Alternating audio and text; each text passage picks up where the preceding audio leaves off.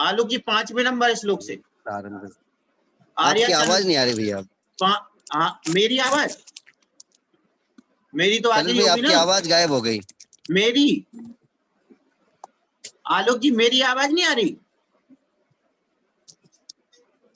आलोक जी मेरी चलो भैया, आवाज नहीं आपकी आ रही। आवाज नहीं आ रही मेरे पास। अच्छा, एक सेकंड। आप, मेरी आवाज नहीं आ रही आलोक जी। नहीं, आपकी आवाज नहीं आ रही।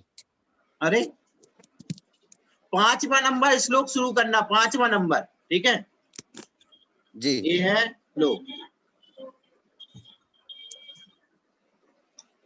5वां नंबर।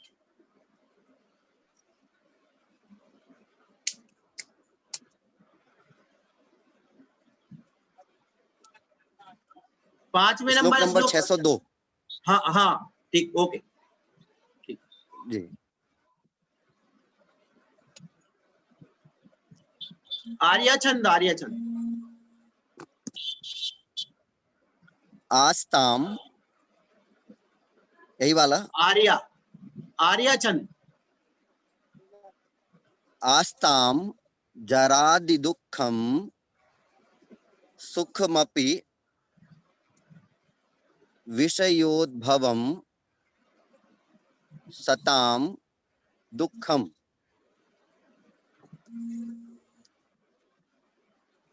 तैर्मयन्ते सुखम यत्तन्मुक्तौ स च दुःसाध्या।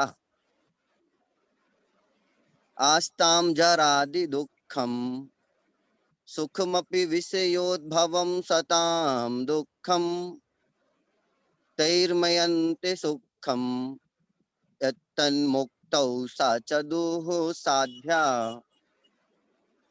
एक बार आप सभी उच्चारण कर लीजिए।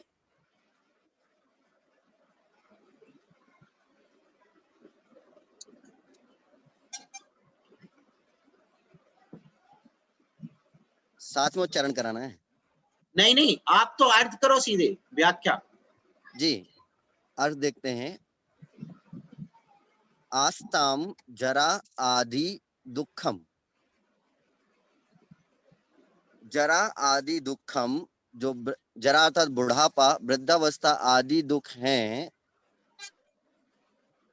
सुखम अपि विषयोद्भवम सताम दुखम, सुखम अपि सुख भी, विषय उद्भवम विषयों से उद्भूत होने के, सताम कारण से, दुखम दुख रूप ही है। तन्वन्ते सुखम यत मुक्तौ सच दुसाध्या। परंतु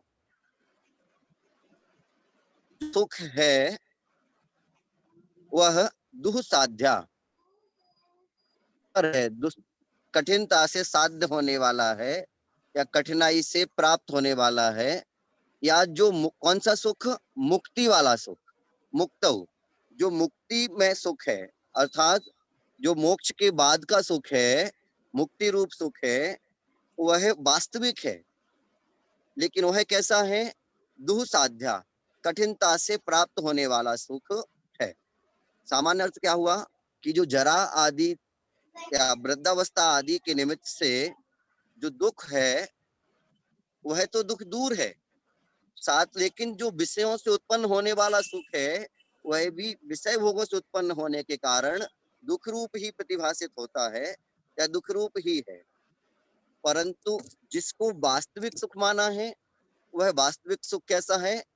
मुक्त, मुक्ति में है, और वह दुसाध्या, बड़ी कठिनता से उसकी सिद्धि की जा सकती है, या उसे कठिनता से प्राप्त किया जा सकता है। हिंदी अर्थ, हिंदी अर्थ, नेक्स्ट हिंदी अर्थ, हिंदी अर्थ, हिंदी अर्थ। जी भैया, हिंदी अर्थ। हाँ, हिंदी अर्थ। वृद्धत्व आदि के निमित्त से उत्पन्न होने वाला दुख तो दूर ही रहे, किंतु विषय भोगों से उत्पन्न हुआ सुख भी साधु जनों को दुख रूप ही प्रतिभाषित होता है। वे जिसको वास्तविक सुख मानते हैं, वह सुख मुक्ति में है, और वह बहुत कठिनता से सिद्ध की जा सकती है। अगर हम इसके भावार्थ को देखें तो यहाँ पे क्या कह रहे हैं कि जो वास्तविक सुख है वह मुक्ति रूप सुख है। और मोक्ष मार्ग कितना कठिन है हम पहले भी समझ चुके हैं कि मोक्ष मार्ग कठिनता से में प्राप्त होता है। लेकिन हम लोग क्या करते हैं, सिर्फ जरा वृद्धावस्था को दुख मानते हैं और बाकी सबको सुख मान लेते हैं। अभी मुझे गर्मी लग रही है, मैंने पंखा चलाया, सुख मान लिया। लेकिन जो ज्ञानी लोग हैं, साधु जन हैं, वह इन विषयों से उत्पन्न सुख को सुख नहीं मानते। वह मानते हैं कि यह सुखाभास है, अर्थात दुख सुख का मात्र आभास है, वास्तव में दुख ही प्रतिभाषित हो रहा है। कुछ देर को दुख कम हुआ तो हमने उसको सुख मान लिया, लेकिन ज्ञानी जनों ने तो मुक्ति को ही सुख माना है। जैसा कि छड़ाला जी में लिखा है ना, आत्म का हित है सुख सो सुख, आकुलता भी नहीं कहिए। और आकुलता शिव माही, आकुलता कहाँ है? मोक्ष में है। वही सुख की चर्चा यहाँ पर कर रहे हैं। वह सुख बड़ा दुष्कर है, कठिनता से प्राप्त होता है। अब वह कैसे कठिनता से प्राप्त होगा, इसकी चर्चा आगे इसमें और आएगी। छठा श्लोक प्रारंभ करूं।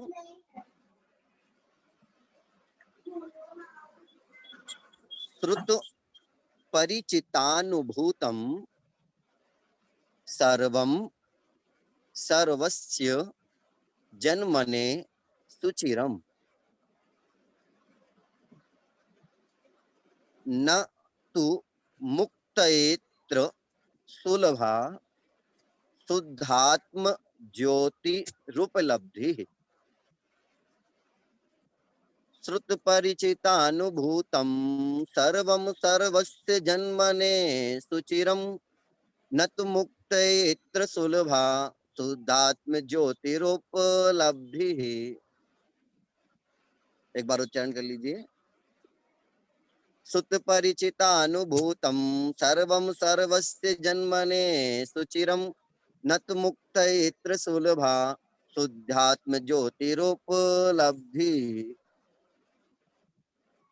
श्रुत परिचिता अनुभूतम, श्रुत अर्थात सुना है, परिचिता परिचित है, जो यहाँ परिचय प्राप्त किया है, अनुभूतम अनुभव भी किया है, सर्वम सभी ने, सर्वस्य जन्मने सुचिरम सबका, जन्मने जन्म से ही, सुचिरम मतलब बहुत समय से, मतलब लोक में जितने भी प्राणी हैं उन्होंने सुचिरम बहुत काल से या बहुत समय से, जन्मने जन्म और जो मरण है उसका, उस रूप संसार का जो भी कारण है उस सबको सुना है, उसका परिचय प्राप्त किया है और उसका अनुभव भी प्राप्त किया है। लेकिन नातु मुक्तयेत्र सुलभा, नातु नहीं है, सुलभा सुलभ, अत्र यहाँ क्या, मुक्तये मुक्ति। कैसे मुक्ति? शुद्धात्म ज्योति उपलब्धि, जो शुद्ध आत्मा की ज्योति रूपी उपलब्धि है वह ना सुलभा, वह सुलभ नहीं है। अर्थात कैसी है? जो सुलभ नहीं है तो दुष्कर है, अर्थात कठिन है। बिल्कुल वैसे ही हुआ कि हमने काम भोग बंद की कथाएं तो जीवन पर्यंत से सुनी है, अनादिकाल से अब तक सुनते आ रहे हैं, उसका परिचय भी प्राप्त हो रहा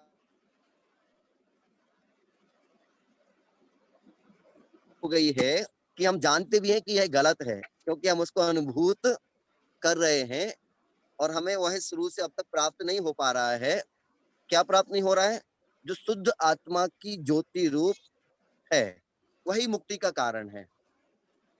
अब आत्मा की ज्योति अर्थात स्वयं का जो स्वभाव है, वह जो स्वयं का स्वभाव है, ज्ञान दर्शन चेतना रूप, वह हमें मुक्ति का कारण है। लेकिन उसकी वास्तविक उपलब्धि अब तक हमें प्राप्त नहीं हुई है। हम वास्तविकता में उसको प्राप्त नहीं कर पाए। क्यों नहीं कर पा रहे हैं? क्योंकि हम इन्हीं चक्कर में फंसे हुए, इन चक्कर में जो संसार के कारण है। कौन से? जन्म मरण रूप कथाएं सुनते हैं और उसमें ही हम निरंतर लगे रहते हैं और उन्हीं की कथाओं में जीवन व्यतीत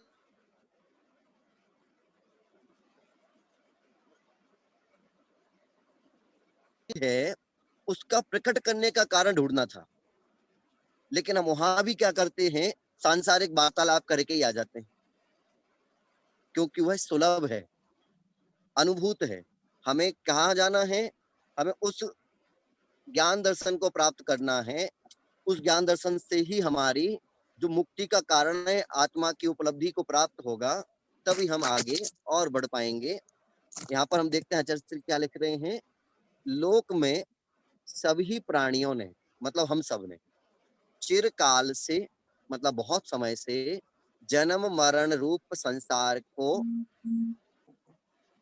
कारणीभूत वस्तुओं के विषय में सुना है, परिचय प्राप्त किया है तथा अनुभव भी किया है, किंतु जो शुद्ध आत्मा की ज्योति मुक्ति को कारणभूत है, उसकी उपलब्धि उन्हें सुलभ नहीं हुई।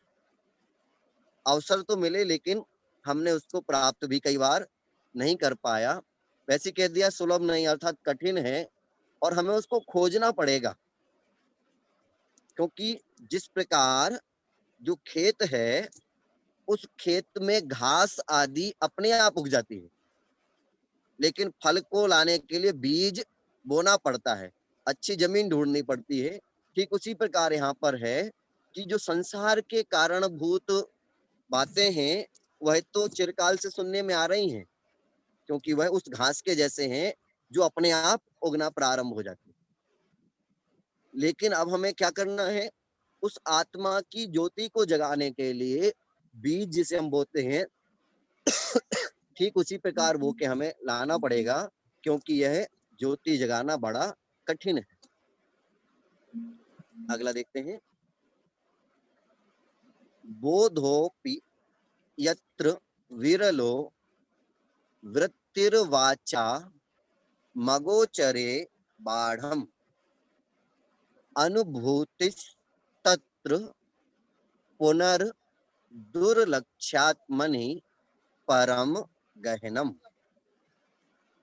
बोधोपि यत्र विरलो वृत्तिर्वाचा मगोचरे बाढ़म अनुभूतिस्तत्र पुनर्दुर्लक्ष्यात्मनि परम गहनम। बोधोपि यत्र विरलो वृत्तिर्वाचा मगोचरे बाढ़म अनुभूतिस्तत्र पुनर्दुर्लक्ष्यात्मनि परम गहनम। आप क्या बता रहे हैं, बोधो अपि यत्र विरलो, बोधो अपि बोध होने पर भी या ज्ञान होने पर भी, यत्र जो, विरलो कठिन है, वृत्ति वाचाम अगोचरे, वृत्ति और वाच अर्थ, वृत्ति अर्थात चर्चा या चर्या, और वाच अर्थात कहना, वचन। जो वचन है वो अगोचरे, अगोचर हैं। किसके, आत्मा। आत्मा कैसी है, वचनों से अगोचर, मतलब वचनों से इसको प्राप्त नहीं किया जा सकता। जिस प्रकार हम कहते हैं ना कि हमने आत्मा का ज्ञान कर लिया, तो ये शब्दों से हुआ, जबकि यहाँ पे आचार्य क्या कह रहे हैं, शब्दों से आत्मा गोचर हो ही नहीं सकती, क्योंकि शब्द है तो विकल्प है। आगे देखिए यहाँ पे, अनुभूति ही तत्र, तत्र वहां, अनुभूति जो अनुभव है, अनुभूति है, पुनः दुर्लक्ष्य, दुर्लक्ष्य अर्थात बहुत कठिन है, परम गहनम गहनता से। आत्म तत्व कैसा है, अगर हम गहनता से उस पर चिंतन करें तो वह बड़ा कठिन है। जबकि हम सब क्या करते हैं, अभी हमारा जितना आत्मा गोचर हो रही है, तो वह सिर्फ शब्दों से हो रही है, कि हमने ध्यान में बैठ गए, हमने आत्मा का ध्यान कर लिया, जबकि आत्मा उन वचनों के द्वारा गोचर है ही नहीं, वह तो विकल्पातीत है। वह तो जब हमारा आत्म तत्व जागेगा और उसके बाद हम उस आत्मा का अनुभव कर पाएंगे, जो कि बहुत दुर्लभ है। सिर्फ ज्ञान से, शब्दों से आत्मा का गोचर होना संभव नहीं है। यहाँ जैसे लिखते हैं, जो आत्मा वचनों की अगोचर है, विकल्पातीत है, उस आत्म तत्व के विषय में प्रायः ज्ञान ही नहीं होता, क्योंकि हम वास्तविकता तक पहुंचते ही नहीं है। उसके विषय में स्थिति और भी कठिन है तथा उसका अनुभव तो दुर्लभ ही है। वह आत्म तत्व अत्यंत दुर्गम है। ठीक उसी प्रकार यहाँ पे स्थिति बता रहे हैं कि जैसे पहली बात तो वास्तविक वस्तु क्या है, हमें यही पता नहीं है। वास्तविकता वस्तु की क्या है हमें नहीं पता। जैसे हम ले लेते हैं एक ब्रांड कोई है, वो ब्रांड क्या है हमें वही पता नहीं। फिर हम उस ब्रांड के बारे में हम जानते हैं, पहले तो हमें पता ही नहीं, फिर हम जान भी गए तो हमने कभी उसको जब देखा नहीं, अनुभव नहीं किया, तो उसके विषय में जानना ही कठिन हो गया। जब उसको आप बार बार उस ब्रांड को यूज करते हैं तब जाके वो हमारा फ्लो में आता है, अनुभव में आता है। लेकिन जिसको हमें ना जानते हैं, ना जिसकी चर्चा कर रहे हैं, देखो क्या कह रहे हैं, वचनों से अगोचर है, उस आत्म तत्व का ज्ञान हमें है नहीं, तो उसके विषय में स्थिति और भी कठिन हो गई। और जब ज्ञान ही नहीं है तो उसका अनुभव तो अत्यंत दुर्लभ होगा ही होगा। जिसके बारे में आप जानते ही नहीं हो, उसका अनुभव होना संभव ही नहीं है।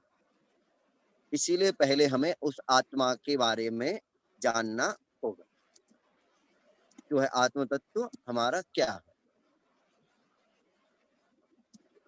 अगला,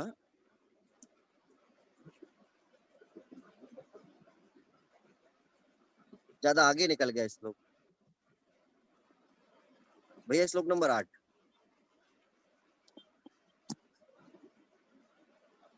अवहृति रवोध जनबोधनाय कर्म क्षयाय शुद्धनयः स्वार्थम मुमुक्षुरहमिति वक्ष्ये तदाश्रितम किंचित।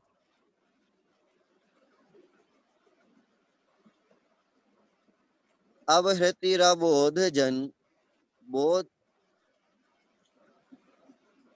हिंदी कर दो, हिंदी।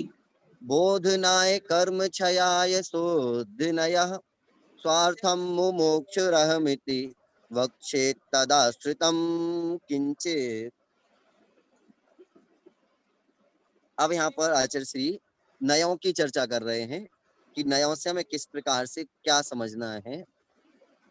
अवहृति बोध जन बोधनाय, बोध जन, जो यहाँ देखें अवहत्य अबोध जनाय, जो अबोध जन है अर्थात अज्ञानी जन है, उनके लिए अवहृति मात्र जानना, व्यवहृति अर्थात व्यवहार, और क्या है जो अज्ञानी लोग हैं उनको सिर्फ जानने के लिए क्या है, वहति अवहति या व्यवहार नय है।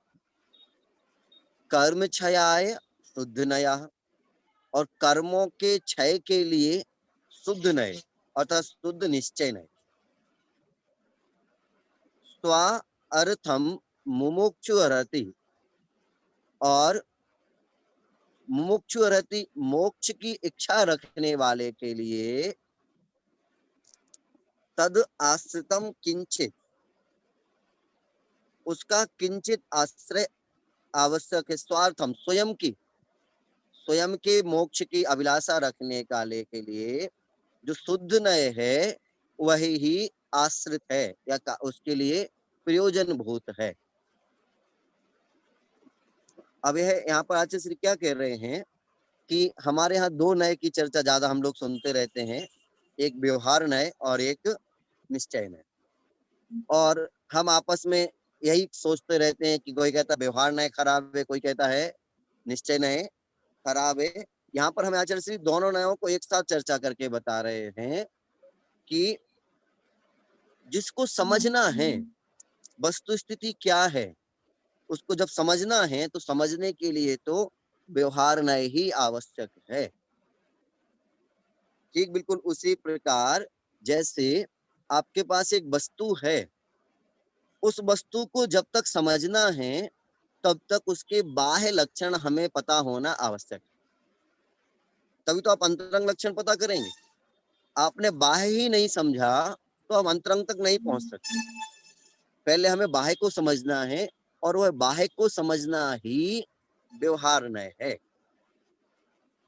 क्योंकि अबोध बालक जो है, हमने कहा जो श्वेत है वह दूध है। अब छाछ भी सफेद होती है, दही भी सफेद होता है, लेकिन हम उसको क्या समझा रहे हैं? बिल्कुल अज्ञानी है। हमने व्यवहार नय से दिखा दिया, ये जो सफेद है वह क्या है? सफेद दूध है। अब उस दूध में भी और अंतर करना पड़ेगा, वह हम धीरे धीरे करके निश्चय नय से करेंगे। जैसे देव शास्त्र गुरु पर श्रद्धा सम्यक दर्शन है। अब वह देव क्या है, शास्त्र क्या है, गुरु क्या है, जितनी उन पर चर्चा करते जाएंगे और फिर जब चर्चा तीत होते जाएंगे तब शुद्ध निश्चय नय तक हम पहुंचेंगे। समझाने के लिए तो हमें यहाँ पर व्यवहार नय को बहुत आवश्यक है। यहाँ पर देखें, लिख रहे हैं आचार्य से, व्यवहार नय अज्ञानी जन को प्रतिबोध करने के लिए है। जो अज्ञानी है, अज्ञानी का मतलब ये नहीं है कि सिर्फ हम किसी विषय में, जो जहां उसको ज्ञान नहीं है वो उस विषय में अज्ञानी है, और उस विषय की चर्चा को ज्ञान कराने के लिए व्यवहार नय है। किंतु कर्म शुद्ध निश्चय नय कर्मों के नाश का कारण है। इसलिए मोक्ष की अभिलाषा रखने वाला मैं, अर्थात पद्मनंदी जी स्वयं के लिए कह रहे हैं, स्वयं के निमित्त शुद्ध निश्चय नय के आश्रय से प्रयोजनीभूत आत्म स्वरूप का वर्णन करता हूँ, या आत्मा के स्वरूप का वर्णन करता हूँ। किस प्रकार के आत्मा के वर्णन करेंगे? जो प्रयोजन भूत है। और कैसे? शुद्ध निश्चय नय से। अब तक व्यवहार की चर्चा हुई, अब यहाँ से निश्चय नय की चर्चा में आत्म का वर्णन यहाँ पर प्रारंभ करेंगे। आलोक जी, जिनवाणी स्तुति और करो, शॉर्ट में 2 लाइन वाली, फिर सब लोग जुड़े रहना। क्या करना भैया?